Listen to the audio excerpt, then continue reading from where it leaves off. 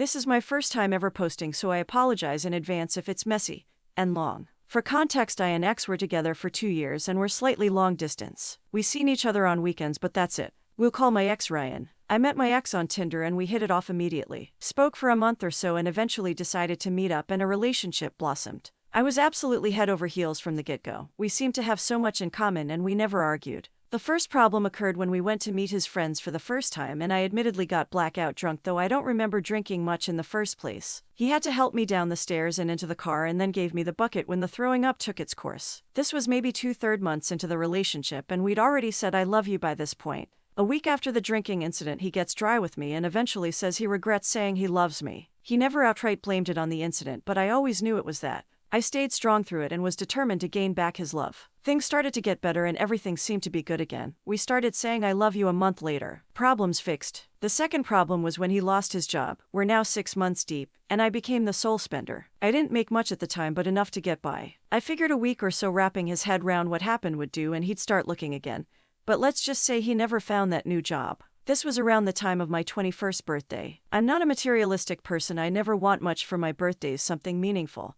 And a card is required because I love keeping them. My birthday comes in nada. I didn't even get a happy birthday text. I had to argue for one. I stupidly let him away with it and continued on like nothing happened. Stupid me. Skip forward another 2 months and I'm at his for the weekend. He runs down to the kitchen and I seen it as the perfect opportunity to try leave my voice as a recording on his phone, just saying something cute for him to find later. His messenger is open and I don't know what compelled me to check. But I open the archived messages and see her name. We'll call her Kate. Ryan and Kate had been messaging each other months beforehand, all sorts of sexual things. This was when he told me he didn't love me anymore. It stopped after a month or so, but nonetheless it hurt like it had happened yesterday. I confronted him about this and after trying to lie to my face came clean and broke down. This was the first time I ever seen him cry. Because of how far away he stayed and how late into the night it was, I had no way of getting home and had to stick with him until the next morning. The whole night he cried and asked me to stay with him to forgive him and promised he'd be better. I went home the next morning as soon as I could and it was one of the worst feelings I've ever felt in my life. I knew I was a good girlfriend, so why was I suddenly being punished? What did I do wrong? How can I make myself better? The worst feeling was the paranoia that occurred anytime we were apart or he went on his phone.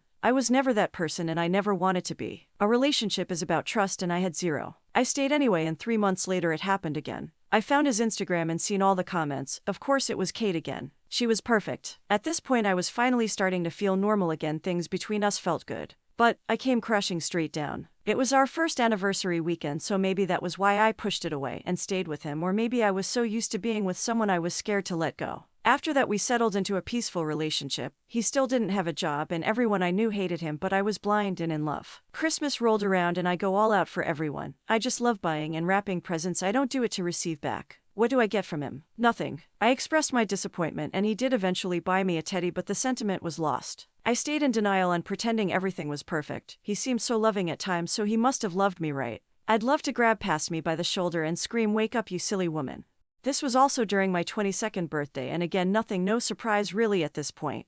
I spent the full holiday wishing he wasn't there and I could relax without worrying about feeding us both. We also went to a wedding that same month for my cousin and he sat there the full time and refused to dance or eat. That night ended with us arguing in the hotel room upstairs and me leaving in tears. My brothers were ready to deal with him, but people stepped in. Now let's skip to the last event. It's May 2023 and I'm in the process of moving into my first home. I lived with my mom previous to this and it was time to get my own space. It was meant to be a house we could both live in and I was so excited. I had the best time painting it all, by myself of course, because that was too much effort for him. 2 weeks into moving in, Ryan is still with his mom at this point but was due to be coming up the following week. I open my laptop and his Discord is open. I watch in real time as he messages an older man. They talk about his kinks and the older man calls Ryan kitten. This is where I find out Ryan wants to be a woman and pretends to be one online. It was shocking of course, but I was thinking more about the cheating at the time. I ended things that day and told myself no more. Time to focus on myself and my house.